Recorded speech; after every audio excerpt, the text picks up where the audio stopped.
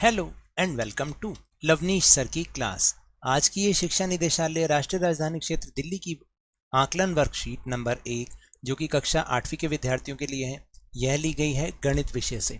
और इसमें आज हम समझ रहे हैं कि सही प्रश्नों के सही विकल्पों के सम्मुख बने गोले को पेंसिल और पेन से भरना है।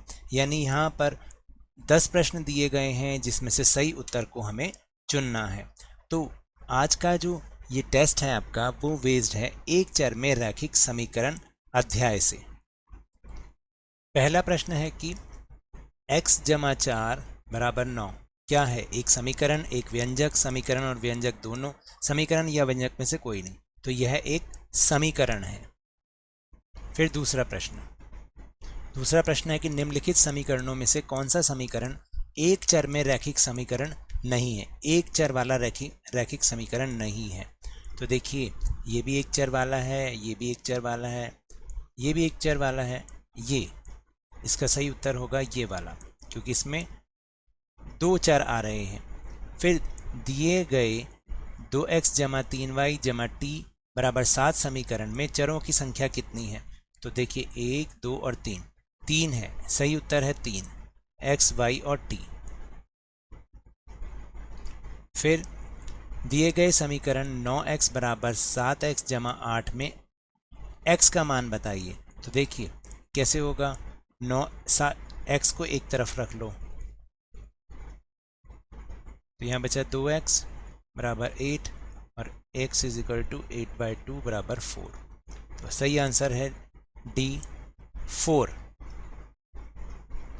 प्रश्न संख्या 5, मैं एक विशिष्ट संख्या हूँ, मुझ में 6 निकालने पर क्रिकेट की टीम बन जाएगी, ज्ञात कीजिए मैं कौन हूँ। क्रिकेट की टीम में कितने होते हैं?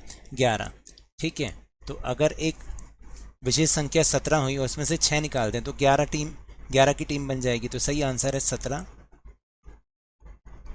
फिर दो पूरक कोणों के माप का अंतर 16 डिग्री है, दोनों कोणों का माप क्या होगा? पूरक कोण होते हैं वो कोण जो दोनों मिलकर 90 डिग्री का बनाए। तो उस हिसाब से तो देखो यही वाला बनेगा 42 और 58, क्योंकि नहीं 42 और 58 नहीं बनेगा, बल्कि ये वाला बनेगा 37 और 53। इसका दोनों का जोड़ जो है वो 90 डिग्री आता है, तो इसलिए यही सही उत्तर है। फिर अगला प्रश्न, आइए विभोर के परिवार से मिले और उनकी उम्र बताएं।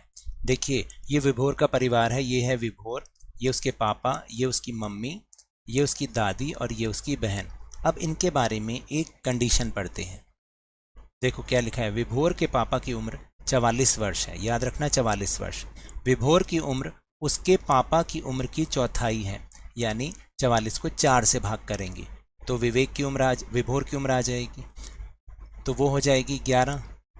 फिर उसकी बहन की उम्र उससे 5 वर्ष कम है, तो 5 वर्ष कम हुई तो बहन की उम्र आ गई 6 वर्ष। और उसकी दादी की उम्र विभोर तथा स्तुति की उम्र के योग की 5 गुनी है, यानी 11 और 6 17 और उसकी 5 गुनी, ये हो गया 85। ठीक है, अब उसने बोला कि उसकी मम्मी की उम्र विभोर की उम्र के 3 गुना से 6 वर्ष अधिक है, तो विभोर की उम्र हो गई 11, 3 गुना हो गई 33 और उसमें 6 वर्ष अधिक यानी 39। अब हम प्रश्नों का उत्तर आराम से कर सकते हैं। विभोर की आयु थी 11 वर्ष, बहन की आयु कौन सी हो गई? अभी अभी हमने लगाया 6 वर्ष। उसकी दादू की आयु हो गई 85 वर्ष और उसकी मम्मी की आयु हो गई कितनी? 39 वर्ष। तो ये तो थी आज की वर्कशीट। अगर मेरे इस तरह समझाने से अब आपको समझ में आने लगा है तो इस चैनल और वीडियो को लाइक कीजिए, शेयर कीजिए, सब्सक्राइब कीजिए और याद रखिएगा जब भी घर से बाहर निकलेगा तो मास्क जरूर लगा के रखें और जब भी आपकी बारी आए कोरोना का टीकाकरण ज़रूर कराएं, क्योंकि कोरोना को हराना है और ज़िंदगी को एक बार फिर से सुहाना बनाना है। इसी उम्मीद के साथ बहुत बहुत धन्यवाद।